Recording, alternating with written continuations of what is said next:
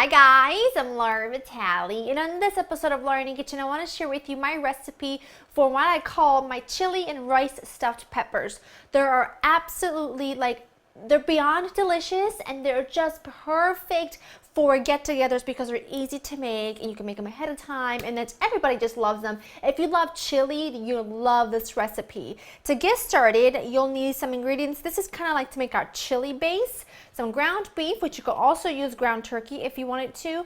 I've got some cooked black beans, just a can that I drained and rinsed, some chopped up jalapeno peppers, garlic and onion, some crushed tomatoes, tomato paste, a little bit of beer, some beef stock, and then I've got some brown sugar, cumin, chili powder, and some oregano. I also have some oil. I've got some vegetable oil getting nice and hot into my big Dutch oven or any sort of heavy bottom pan, and you'll also need a few more ingredients, which I will share this all with you when the time comes. But now what I have here is a few tablespoons of vegetable oil. I'm not using olive oil because I don't want the flavor from the olive oil to interfere with the spices and everything else. So I'm keeping the flavor of the oil very neutral. Now you can substitute turkey if you wanted to make this leaner, and I very often do. If, however, you want to make this vegetarian, use vegetable stock for the beef stock. Instead of using the ground beef, just use up a couple cans of between black beans, maybe a can of cooked lentils, and maybe some white beans, and you'll make a nice bean chili that's vegetarian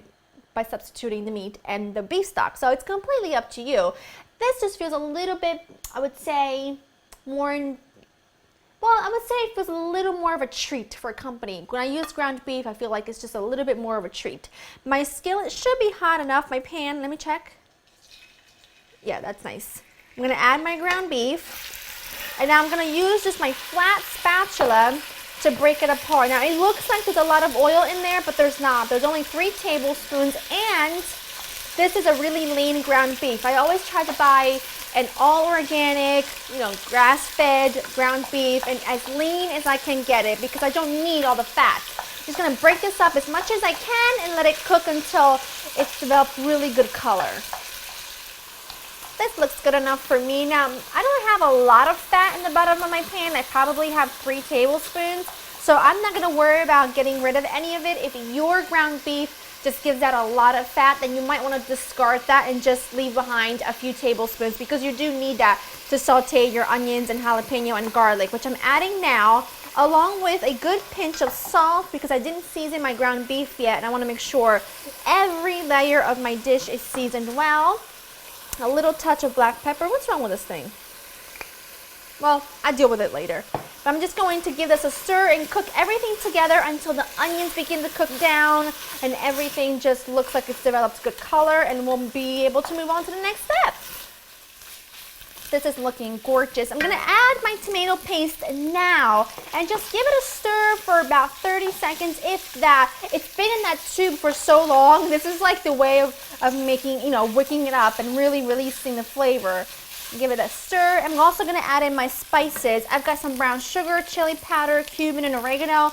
I do like to add a little bit of brown sugar because I feel like it somehow balances the heat from the chili powder and the jalapeno, the acidity from the tomatoes and the tomato puree. It just works together really well. And I'm just stirring it all together just so that those spices kind of coat the meat and really get hit by the heat, because it just releases all their oils.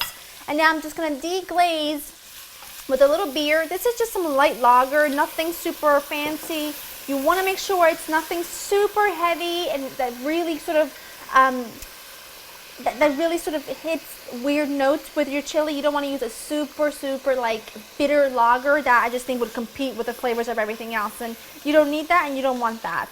That's looking great. Now I'm going to just add pretty much everything else that I have here. My crushed tomatoes. I'm going to add my black beans. And then just a little bit of beef stock. I'm not going to add too much. I'm going to add probably about a half of a cup. I don't need a lot of it. I just need a little bit more liquid. And I just use water and some beef concentrate if I can get it open. Oh, here we go. Don't need very, very much of this. And then I'm just going to let this cook for about an hour and a half, or until everything is really cooked and thickened and it makes your house smell fantastic. I'm going to partially cover this with a lid Let it simmer on medium for about an hour and a half, and then I'll show you what it looks like when it's done. My chili cooked for about an hour and a half, and you can see it's thickened really beautifully. Now I've turned this off. I turned this off about an hour ago, so it's slightly warm. I wanted to turn it off because now I'm gonna add my cheese and my rice, and I don't wanna work it when it's too hot because I feel like then the cheese starts to melt too quickly. What I have here is some cooked rice. Now this is brown rice because I always have brown rice, cooked brown rice on hand, but white rice would work wonderfully here as well. I'm just using brown rice because that's what I have. And then I've got some shredded sharp cheddar. I'm going to add a good handful now, and then I'll add a little more to the top of the peppers. Now I'm going to stir all this together. You want to make sure you taste it for seasoning. I seasoned my meat mixture really well, and then the beef broth that I added its own seasoning, and I knew I would be adding a lot of cheese, so I didn't want to add any extra salt. So this is good for me, but again, check check for seasoning and adjust to your liking. Now I have a lot of filling here, and it's certainly not going to fill all my peppers because I only have 4 peppers here. And let me walk you through what I did. I took each pepper, I cut it lengthwise, took out all the ribs and seeds, and placed it in a baking dish, and I popped this into the oven at 350 for 20 minutes just to give them a heads up and make it nice and soft. And also, as you'll see, there's a lot of water that comes out of the peppers as they cook, so I'm going to just discard the liquid because I don't want this to be really sort of soggy. And truth be told, these were the best peppers I could find in my local grocery store, which are not ideal. I would have loved for all of them to be nice and big like these, so I know that I'm definitely going to have a lot more filling that I need, but that's okay because I'll save the filling and stuff some peppers in a couple of days, which is, that's what's so great about that filling, is that you can make it ahead of time and then you can stuff them and have them for dinner, and then you can also save the rest for another night during the week. Now I'm going to do, since this has cooled, I'm going to bring this closer to me. I'm going to take my spoon and I'm just going to fill my peppers. These are like little boats, and I just like to make sure that I kind of, I want these to be nicely filled, so just fill them to however much you like. I like to fill them pretty abundantly because I don't want these to be skimpy. I want them to be really nice and full of flavor, so I'm going to go ahead and do that.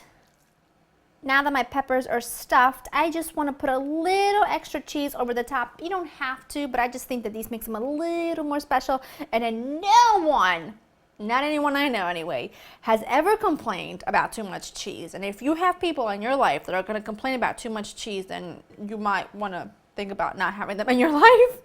Because, a little cheese here and there is never a bad thing. I mean, obviously all in moderation, but I'm not adding a ton here, just a little bit. And I already have my oven preheated to 350 because I pre-baked my peppers, or partially baked my peppers, I should say. So these are just gonna go in for another half hour or so, and then I'll show you what they look like when they're done. Be prepared, because this is gonna smell fantastic. I'm just warning. My peppers were in the oven for 30 minutes. I have let them cool for about 20 minutes because when these came out, you should have seen them. They were bubbling away. I mean, they were beautiful, but I felt like if I were to eat them right away, then they would burn the roof of my mouth. So I know, it's really hard, but they are still plenty warm. So I'm just gonna take one out, well, one half, I should say. Now, truly, if my peppers were all this size right here to the very corner, if they were all this size, then one half would fill one person perfectly. I mean, it would feed one person very happily. But because some of them are pretty small, this recipe makes the filling for 6 nice plump red bell peppers, or 8 smaller one, or you could even get more. And when I mean 6 peppers halved, so you'd have 12 halves. So it really does stretch a buck when you're doing, when you're stuffing something, especially peppers. And when you're adding rice and a little ground beef, I mean, it's gorgeous. Look at that. Look at that. The pepper still holds its shape. The filling is gorgeous. The top has gotten all cheesy and delicious. I'm going to give this a bite. Oh, my mouth is watering. I can smell everything I put in that chili. I can smell. That makes me very, very happy.